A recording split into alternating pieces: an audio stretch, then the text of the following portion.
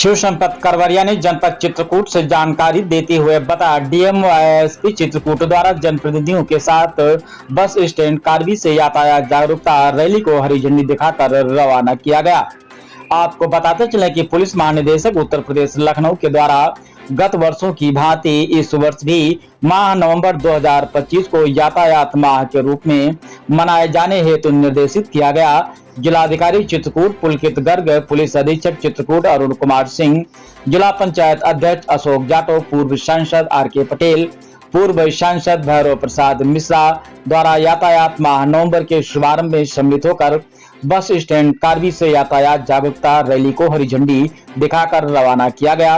जिलाधिकारी ने कहा है कि वाहन चलाते समय स्वयं ध्यान रखना जरूरी है। कहा कि सीट बेल्ट अवश्य लगाएं एवं गाड़ी की रफ्तार नियंत्रण में रहे। उन्होंने सभी अभिभावकों से निवेदन किया है कि जब तक पूर्ण लाइसेंस न बन जाए तब तक बच्चों को गाड़ी नहीं दिया जाए। कहा कि गाड़ी चलाते समय हेलमेट व ट्रैफिक नियमों का पालन अवश्य करें। जिलाधिकारी एवं पुलिस अधीक्षक द्वारा Chitrakoot inter college Karwi, JM public inter college, Gopal Das Nirmala Devi Shiksha Niketan inter college station road Karwi के बच्चों को सड़क सुरक्षा को बढ़ावा देने के लिए यातायात का ब्रांड एम्बेसडर बनाकर यातायात नियमों के प्रति जागरूक किया गया। नंबर 1, दोपहिया वाहन चलाते समय हेलमेट लगाना अनिवार्य है। नंबर 2, शराब पीकर गाड़ी न चलाएं। नंबर 3, कार चलाते समय सीट बेल्ट अवश्य लगाएं। नंबर 4, वाहन चलाते समय मोबाइल फोन पर बात कतई ना करें। नंबर 5, हमेशा ट्रैफिक नियमों का पालन करना तथा अपने परिजनों से भी पालन कराने हेतु उन्हें उत्साहित करना। नंबर 6, सड़क दुर्घटना पीड़ितों की मदद करने हेतु सदैव तत्पर रहना। इस रैली में यातायात पुलिस के साथ साथ स्कूली बच्चे एवं एनसीसी के बच्चों द्वारा प्रतिभाग किया गया। यह रैली बस स्टैंड कारवी से प्रारंभ होकर के धनुष चौराहा, पटेल तिराहा, LIC तिराहा, भगवान दीन चौराहा, धूस मैदान, पुरानी कोतवाली, काली देवी चौराहा होती हुई बस स्टैंड कारवी पर जाकर समाप्त हुआ। इस जागरूकता रैली के माध्यम से आमजन को सड़क सुरक्षा के प्रति भी जागरूक करते हुए यातायात नियमों का पालन करने हेतु प्रेरित किया गया। इस दौरान अपर पुलिस अधीक्षक सतपाल सिंह, समाज सेवी संचालक केशव शिवहरी, क्षेत्राधिकारी कार्यालय यातायात यामीन अहमद, क्षेत्राधिकारी नगर अरविंद कुमार वर्मा, निरीक्षक अपराध कोतवाली कारवी श्रीमती सविता श्रीवास्तव, यातायात प्रभारी शैलेंद्र सिंह, PRO प्रदीप पाल के साथ साथ यातायात पुलिस एवं संभागीय परिवहन विभाग के अधिकारी व कर्मचारीगण भी उपस्थित रहे, जो कि आप वीडियो के माध्यम से देख सकते हैं। आइए चलते हैं हमारे संवाददाता के साथ। हमको तो ट्रिपल का सिद्धांत था, इंजीनियरिंग, एजुकेशन, इन्फोर्समेंट। लेकिन ये जो पीछे हमारे बैठे हैं, अब ट्रिपल नहीं है, अब पेंटा है, यानी 5 ही है। उसमें चौथा इमरजेंसी केयर और 5वां इन्वायरमेंट, ये 5 ही जोड़ दिए हो गए। इनको अगर हम पालन करें तो यातायात बेहतर होगा। आज का जो आयोजन है, बेसिकली ये दूसरे पायदान वाला आयोजन है। आज यहाँ जितने लोग आए हैं, इनमें से ज्यादातर की भूमिका इंजीनियरिंग में नहीं है, जनप्रतिनिधियों की भी भूमिका है, हमारी भी भूमिका इस नाते है कि ट्रैफिक का संचालन हम करते हैं। इंजीनियर साहब की है, RTO साहब की है, नगरपालिका की है। लेकिन मैंने कहा बहुसंख्यक की इस नाते नहीं है कि ये जो बच्चे हमारे आए हैं या ऐसे जनता के सामान्य जन से जो नागरिकगण है, सम्राट नागरिकगण, जिनकी इसमें सीधे भूमिका नहीं है इंजीनियरिंग में, वो एजुकेशन की जो दूसरा पार्ट है उसमें हम सभी हैं। एक एक बच्चा घर से लेकर के और विद्यालय तक, गांव से लेकर के दिल्ली में जहां महामहिम रायसीना हिल्स पे रहती है, वहां तक एक एक आदमी की जिम्मेदारी एजुकेशन में है कि हम सबको एजुकेट करें और खुद भी एजुकेट हों। होता यह है कि हम दूसरों को तो एजुकेट करते हैं लेकिन खुद एजुकेट नहीं होते। हम दूसरे को कहते हैं कि गाड़ी किनारे पार्क करिए या पार्किंग नहीं तो मत पार्क करिए, लेकिन अगर हमारी ही गाड़ी बेतरतीब पार्किंग है तो आप कहें न कहें, लेकिन अंदर से जरूर सोचते हैं कि क्या पुलिस कप्तान के लिए नियम नहीं है क्या? इनकी गाड़ी कैसे सड़क पे इस तरह से पार्क है कि पीछे जाम हो रहा है?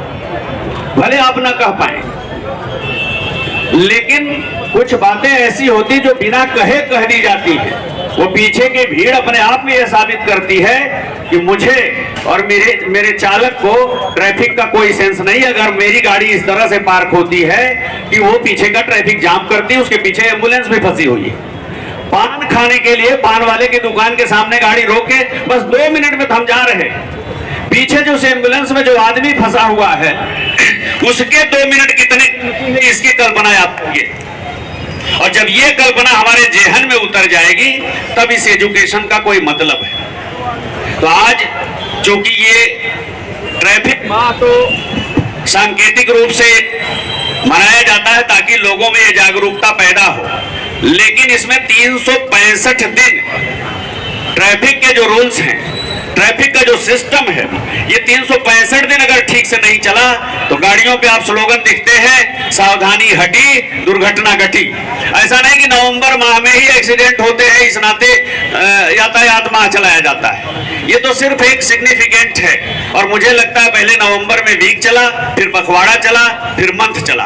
और क्यों चला होगा ये हमारे पुलिस में आने से पहले से है, लेकिन मैं विश्लेषण करता हूं तो मुझे ये लगता है कि अब इसके बाद फागी सीजन होंगे, तो उससे पहले इस नाते था कि लोग जागरूक हो जाएं। रोड साइनेज, ब्लिंकर्स जिसकी सांसद जी ने किया, ये सब कर दिए जाएं, केवल इसलिए। तो उस तैयारी में हम हैं। कई स्थान आदरणीय पूर्व सांसद मिश्रा जी ने भी चिन्हित करके बताए, पूर्व सांसद पटेल जी ने भी चिन्हित करके बताए। उन स्थानों पर हमारा प्रयास है। आपने देखा होगा जिस पुरानी कोतवाली की आप चर्चा कर रहे थे, वहां जब से मैं आया मुझे लगभग 2 वर्ष पूरे होने को 22 महीने मुझे हो गए। लगातार जो संबंधित विभाग है उनसे मैं पत्राचार भी करता हूं, हर गोष्ठी में उठाता हूं। चूंकि उनका बाईपास बन रहा है, इस नाते उन्हें लगता है कि बाईपास बना के एनएच बाहर हो जाएगा। बाईपास बनने में भी 2 साल से कम नहीं लगेंगे। 2 साल हम जनता को इस तरह से कैजुअल नहीं छोड़ सकते। इस नाते जो हमारे पास ट्रैफिक में संसाधन हैं, उनसे आपने देखा होगा हमने प्लास्टिक के लोहे के डिवाइडर्स लगा करके, ताकि ट्रैफिक स्मूथ चले। ये जहां घटना हुई है यहां भी हमने लोहे के डिवाइडर लगाए थे, और ये मानते हुए कि वहां चूंकि एस टाइप सड़क है, लेकिन 3 बार ऐसा हुआ कि रात में ऐसे लोग जो कुछ नशा का सेवन करके चल देते हैं, उन्होंने पूरे के पूरे डिवाइडर बिल्कुल चटनी कर दिए। वहां हमारे 30 डिवाइडर के आसपास थे, आज की तारीख में 5-6 बचे। मैं इस गोष्ठी के बाद मुझे कल बड़ी पीड़ा हुई, क्योंकि मैं 2-3 दिन पहले भी इन लोगों से कहा था अपने ट्रैफिक डिपार्टमेंट से कि ट्रैफिक बैरियर टूट जाने दीजिए, जब तक हमारे पास है तब तक हम लगाएंगे। यहाँ के लोगों से भिक्षाटन करके बैरियर बनवाएंगे, लेकिन लगाएंगे। इन लोगों ने ये सोचा था कि जब हम आज उद्घाटन करेंगे तो हर आदमी को लगता है उद्घाटन के बाद कुछ नई चीजें हम दिखाएं, उसमें उसको थोड़ा बढ़ा के लगाएंगे। लेकिन मुझे लगता है कि शायद हमारे, हालांकि जहां हम बैरियर लगाए थे, ये घटना उससे थोड़ा और पहले ही हो गई।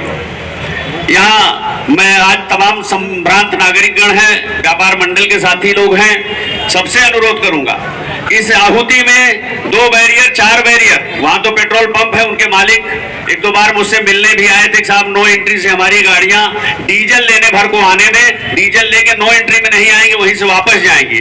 मैं उनसे अनुरोध करूंगा कि वहां कम से कम अपने पेट्रोल पंप के से पुलिस लाइन की ओर कम से कम 10 बैरियर और उसके बाद कर्मी की ओर 10 बैरियर आप डोनेट कर दें, जिससे कि आपके यहाँ जाने वाली गाड़ियां मुड़ के तेल तो ले लें, लेकिन उससे पहले ही वो धीमी हो जाए। और कौन किधर मुड़ेगा उसके लिए वो डिवाइडर इंडिकेटर हो। 20 बैरियर अगर आप लगाएंगे तो 30 बैरियर मैं एज पुलिस अधीक्षक वहां लगा करके 50 बैरियर, जो मैं अभी 10-12 बैरियर से काम चला रहा था, 50 बैरियर की लेन बना दूंगा, ताकि उस यस पे अगला कोई एक्सीडेंट न। हालांकि डीएम साहब ने कहा है कि हम प्रयास करके आपको प्री फैब्रिकेटेड सीमेंटेड बैरियर देंगे, जिससे कि उसमें भिड़ने पर भी आदमी को डर रहे कि उसका भी नुकसान हो सकता है, तो लोग थोड़ा ठीक चलेंगे। तमाम चीजें ऐसी हैं जो जब शुरू करिए, अगर सड़क पे बिल्कुल एक लेन चलाइए तो अतिक्रमण बढ़ता चला आता है। 2 लेन कर दीजिए तो अतिक्रमण अपने आप पीछे हो जाता कि वो एक गाड़ी उधर से जाएगी, एक गाड़ी इधर से जाएगी। ये काली मंदिर चौराहा इस बात का उदाहरण है कि जब से मैंने ये बैरियर्स लगवाए हैं, मेरे पास एक सिंगल फोन नहीं आया कि काली देवी मंदिर के चौराहे पे जाम लगा है। क्योंकि आदमी को तब लगता है, कुछ भी करे, बेसिक इंस्टिंक्ट हमारे अंदर है कि कुछ हमारे पास शर्म हया होती है। जब डिवाइडर बड़ा हुआ है तो लोगों को लगता है कि एक गाड़ी इधर से जाने की, एक गाड़ी इधर से आने का रास्ता देना ही पड़ेगा। अब वहां कोई गाड़ी नहीं पार्क करता, कोई ठेल ठेलिया भी अगर लगाता है तो पीछे लगाता है। तो मैं चाहता हूं कि जब तक एनएच के लोग नहीं कर रहे तब तक हम, आप, डीएम साहब से मैंने अनुरोध किया, तीर्थ विकास परिषद, साडा, नगर पालिका सब मिलकर के प्रयास करें कि पुलिस लाइन से लेकर के और शिवरामपुर तक का ये जो रास्ता है, इस रास्ते को हम इस तरह से कर दें कि लोगों के एक्सीडेंट की संभावना बहुत कम हो जाए, कम से कमतर हो जाए। एक्सीडेंट की बात आई तो मैं आंकड़ों पे एक चर्चा आपसे करूंगा। क्या कोई इसमें से यह अनुमान बता सकता है कि इस वर्ष एक्सीडेंट में इस जनपद में कितने लोग मरे होंगे? बताएं, कोई बता सके? 158 लोग। 31 अक्टूबर तक 158 लोग हैं। 31 अक्टूबर के बाद आज हम 3 नवंबर को खड़े हैं। मुझे ये कहने की आवश्यकता नहीं कि आप जान रहे हैं कि ये संख्या 158 पे नहीं, उससे छलांग लगा के आगे बढ़ गई कड़की घटना के नाम। 158 लोग एक्सीडेंट में।